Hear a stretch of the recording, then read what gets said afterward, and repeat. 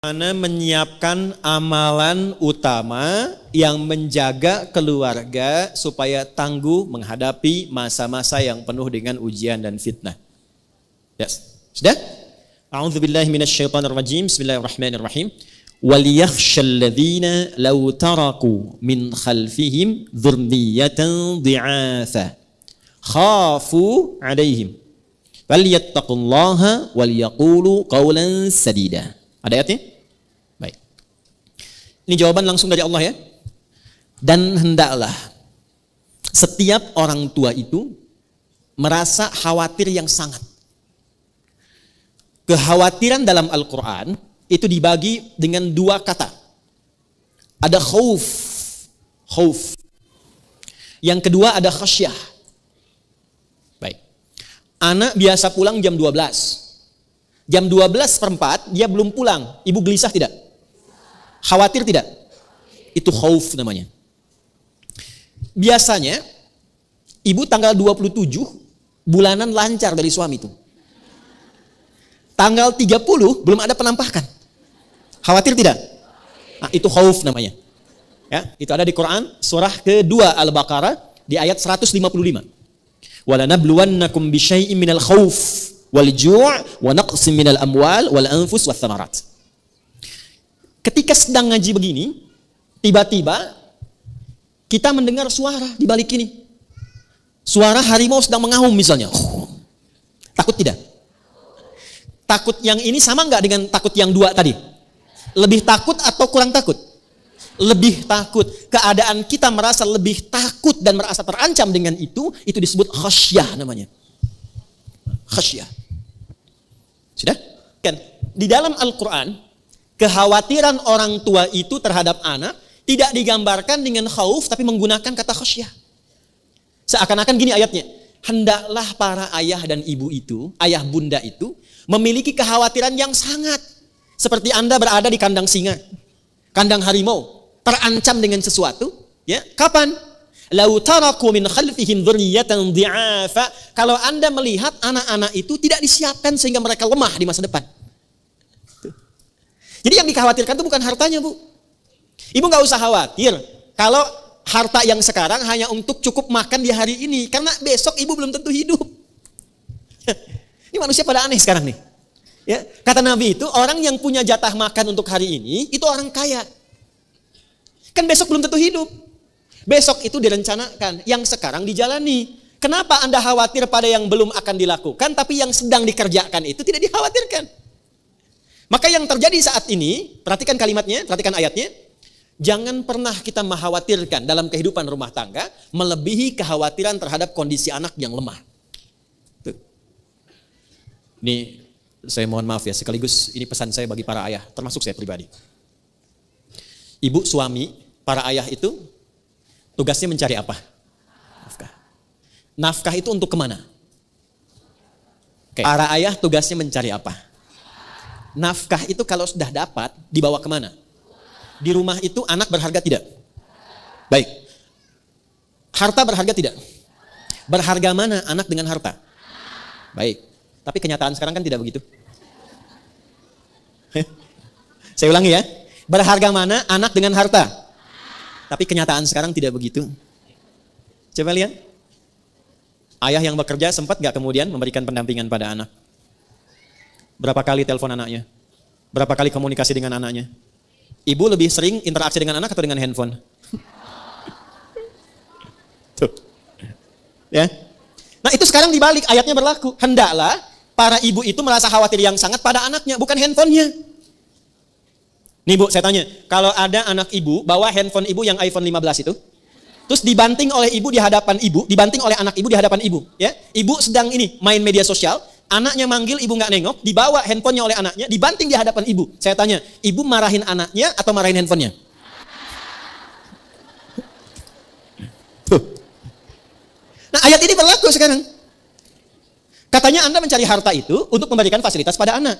Sekarang Allah berikan harta, tapi Anda gunakan perhatian kepada harta melebihi anak. Oke, yang kedua, ada seseorang punya kambing dan punya anak satu. Anaknya sakit, lantas dia bawa kambingnya ke pasar. Dia katakan, saya mau jual kambing ini Pak. Kata pembeli, kenapa dijual? Untuk biaya obat anak saya yang sakit. Kejadian kedua, ada orang punya kambing, punya anak. Lalu anaknya dibawa ke pasar, disampaikan pada penjual, saya pengen jual anak saya, Pak. Kenapa? Karena kambing saya sakit. Menurut ibu, yang benar itu yang pertama atau yang kedua? Tapi realitasnya sekarang terjadi berbeda. Perhatikan.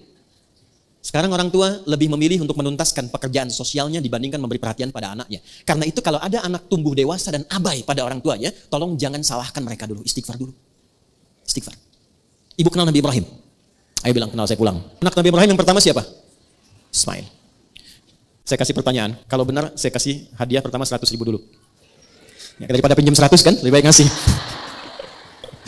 Dah, Nabi Ibrahim punya anak pertama kan, namanya siapa? Ismail. Ini yang jarang saya orang tahu. Yang tahu langsung angkat tangan saja. Istrinya Nabi Ismail namanya siapa? Ya? Salah. Salah. Salah. Shh, waktu habis. Jawaban yang benar, Bumail.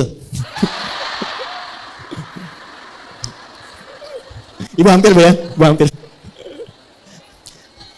Saya punya istri, namanya siapa? Bu Adi. Pak Eko punya istri namanya?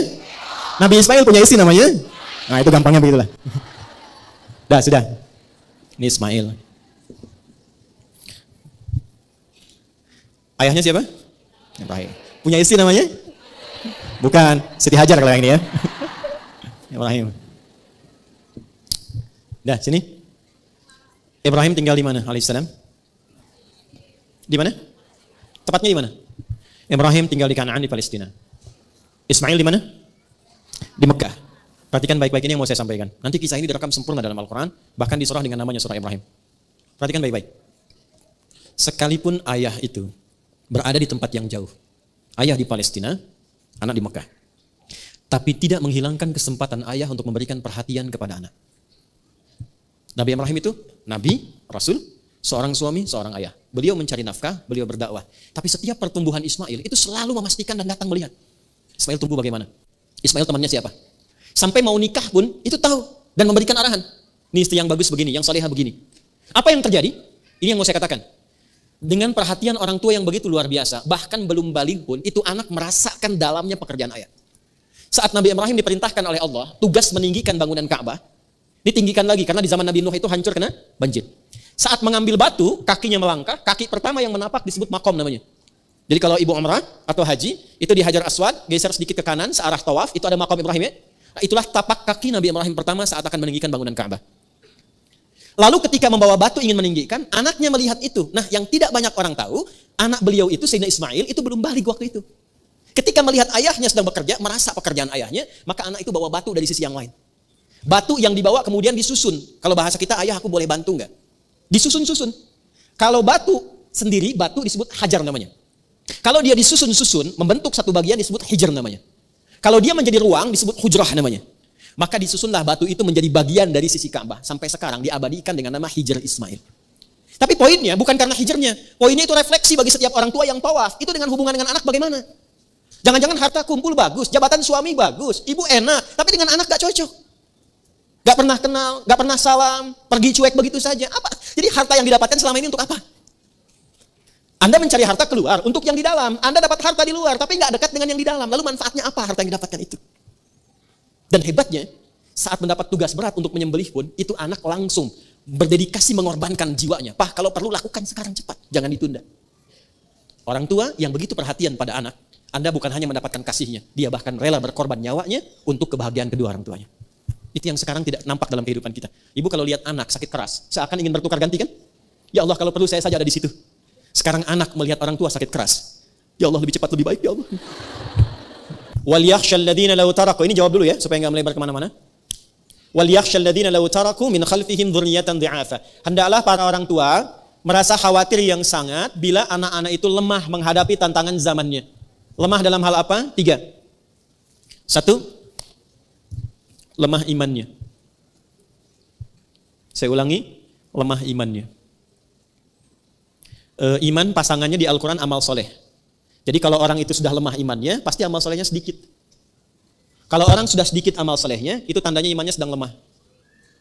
Maaf, biasanya sholat sunnah sekarang cuma fardu saja. Sunnah nggak dikerjakan. Itu tandanya sedang lemah iman.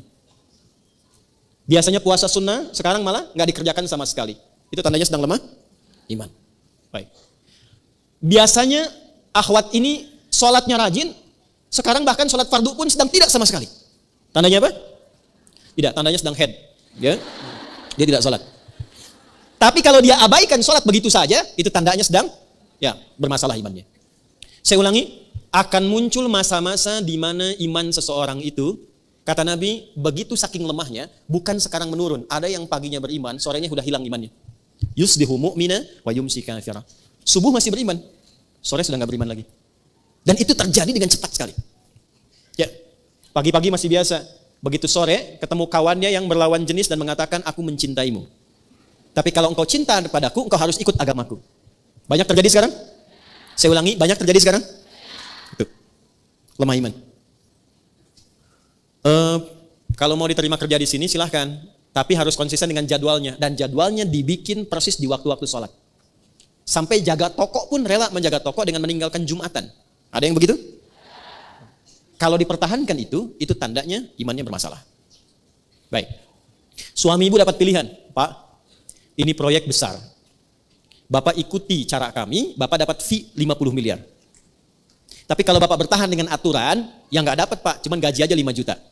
Saya tanya, ibu pilih mana? Dapat 50 miliar kehilangan iman atau mempertahankan iman cuma 5 juta? Nggak ada pilihan ketiga, udah gak usah milih, 2 aja itu. Saya tahu pengen 50 miliar dan 5 juta, saya tahu itu. Karena eranya nggak milih begitu, cuma 2 pilihannya. Sekarang cuma 2. Ya, dia hafal qul huwallahu ahad, dia katakan semua agama sama, menuju pada Tuhan yang sama, cuma caranya beda. Ada yang begitu? Ada yang nggak kenal dengan masjidnya, dia sholawatan sudah pindah ke tempat ibadah umat lain. Ada yang begitu?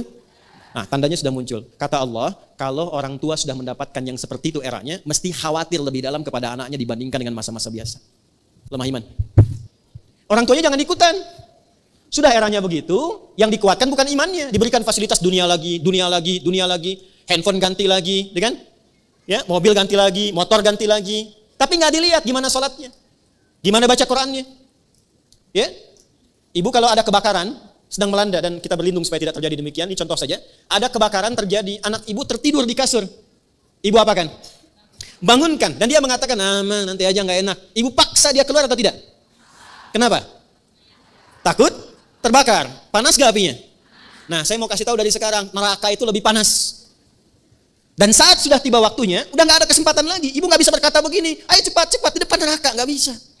Kalau waktunya sudah tiba, udah selesai. Tidak akan bisa menggantikan setiap posisi. 2, lemah ilmu. Cepat. 3, lemah harta. 1 iman, 2 ilmu, 3. Nah. Jadi kalau ibu di sini bertanya bagaimana mengatasi fitnah akhir zaman, kuatkan 3 hal ini. Tapi urutannya jangan dibalik ya. Urutannya masih seperti ini. 1 apa? Iman. Yang kedua? Yang ketiga?